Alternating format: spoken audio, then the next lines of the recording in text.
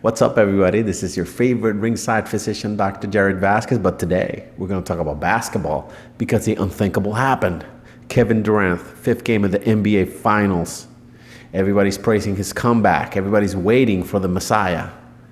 And then a calf bomb goes off. He was doing really well. I think he was scoring 11 points in 12 minutes or something to that extent. And then let's take a look at the footage. Let's play it back there in the green screen. Take a look at that calf. Right there. It's like a small bomb is going off inside his calf. This image is courtesy of Barstool Sports.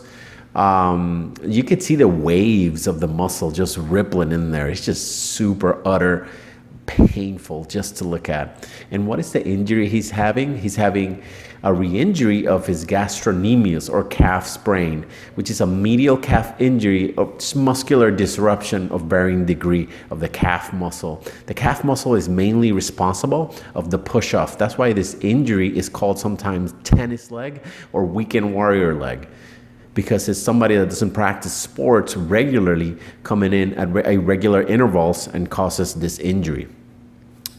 Now, what is the presentation of this injury? Like we saw right there in the video, is an audible pop. That's why you clutch that leg, because you hear that muscle pop and those waves of pain, and pain that could radiate to the knee or the ankle. That's why on last injury, people thought it was actually an Achilles tendon injury, and that wasn't the case, but it's commonly mistook for an ankle, Achilles tendon, or a knee injury. So it's a broad spectrum of possibilities. What another part of the presentation is a swollen leg, swollen distal leg, which in part can make clinicians think that it could be a deep vein thrombosis or a clot on the venous system of the leg. The gastrocnemius, if we talk about the gastrocnemius, if we see the anatomy of the gastrocnemius, let's just put an image or an animation of how the gastrocnemius muscle moves.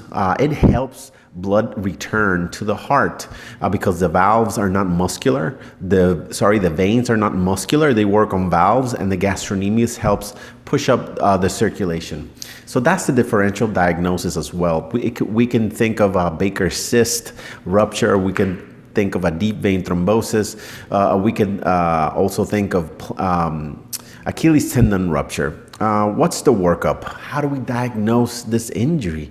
We don't need x-rays. We don't need MRI. It's clinical, guys. If the presentation looks a lot like a blood clot, then maybe an ultrasound, but a lot of times it's overkill. Treatment, as all injuries in the muscle, rest ice compression and elevation.